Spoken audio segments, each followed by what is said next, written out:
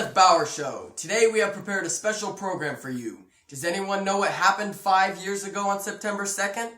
On this day, Japan had surrendered after the U.S. dropped 2 atomic bombs during World War II. First up, we have prepared a short video for you outlining the events that eventually led to the atomic bombings. Take a look. It had started with the Epiphany, the one that would change lives forever. We had been experimenting for years on foreign items, trying to find their purposes. Then one day,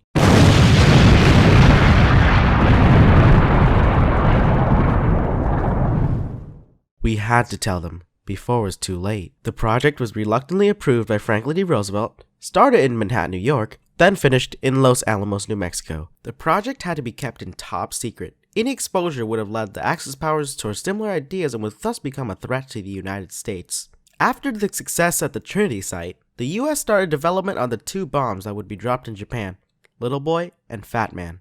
However, during this time, Japan had decided to make their presence in this war more known.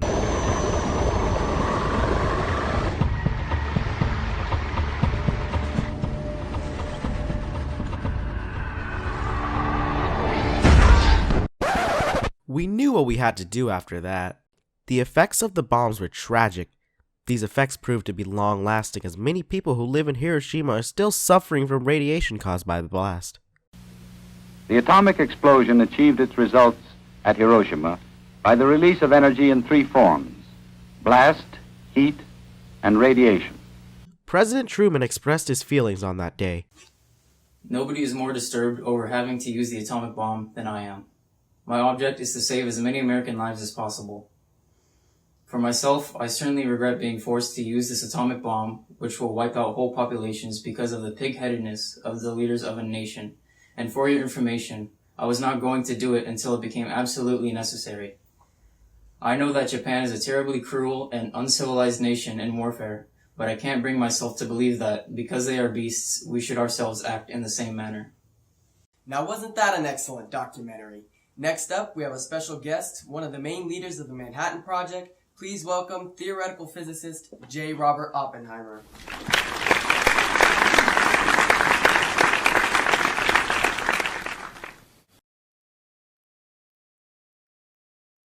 Now first off, I just want to thank you for coming on the show.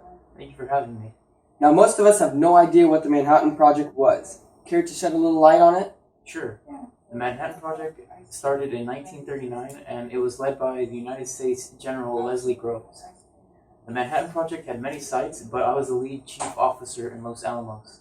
That is very interesting. I didn't know that the Manhattan Project was split up into different areas. What was the purpose of this project?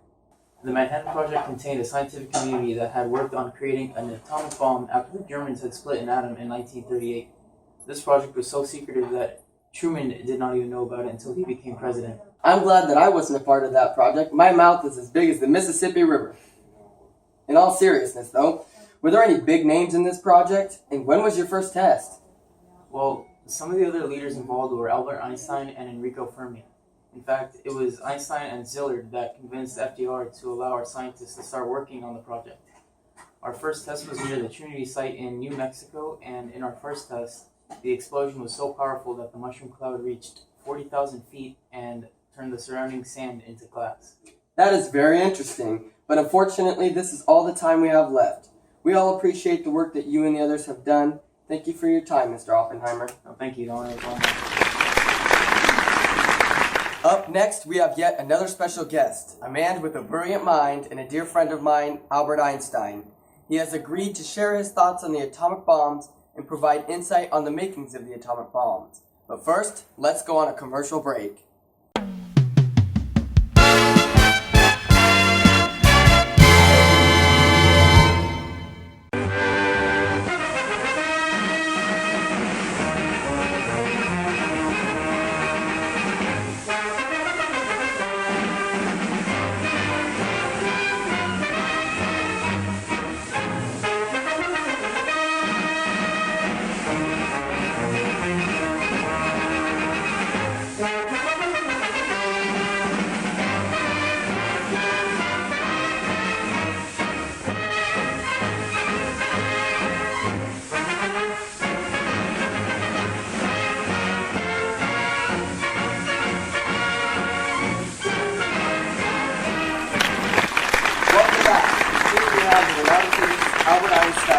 who is here to educate us on the atomic bomb and its physics, along with people's justification for using it.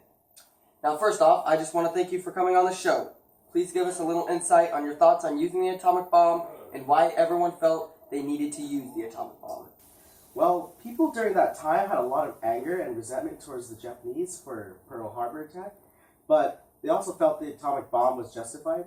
Many believed that dropping the bombs will actually save the lives of the Japanese civilians, as many were actually malnourished and close to death due to food rationing. It must have been very difficult for you to help create this devastating bomb that killed or wounded nearly 250,000 people. I can't imagine how you felt afterwards. Is it true that people thought that dropping the bombs would save not only Japanese lives, but also American lives? Yeah, that's true. I was devastated after I saw the immense effect the atomic bomb had, though. If I would have realized this was going to happen, I would never have written that letter. I agree, however, sometimes things have to be done in the sake of preserving our own nation. Please describe the differences in structure and physics of the two bombs. Okay, no problem. To start with, both of the atomic bombs are operated using nuclear fission. Nuclear fission occurs when a neutron strikes the nucleus of either a uranium-235 or a plutonium-239 isotope, causing a large amount of energy to be released. This fission creates a chain reaction which causes more atoms to undergo fission, which causes a huge explosion. Wow, it must be an incredibly tedious and lengthy process. It was. It took us 8 years. Little Boy was built using a gun-type design that shot one amount of U-235 on another to combine the two masses, which set off a nuclear fission chain, which would eventually detonate the bomb. This was done quickly enough so the two masses didn't spontaneously fission, which would have led to no explosion. But unlike the gun-type method used by Little Boy, the Fat Man used an implosion method. This method used a series of perfectly timed explosions which continued to occur until the plutonium was so condensed that it reached a critical mass, causing an explosion. Incredible. Sadly, we are out of time. I really appreciate you coming on and giving us this information. Thank you. Thank you very much. Lastly, we have one more special guest. She is an actual survivor from Hiroshima, and she has agreed to come on the set and tell her story. But first, we have a short intermission. Don't go away.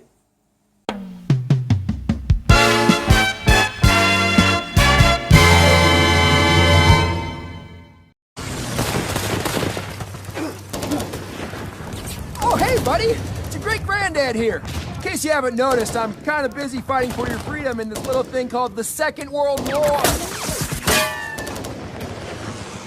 But now, you're using that freedom to hurl insults at celebrities on. Listen, you're not gonna fight like a man. You at least shave like a man. Excuse me.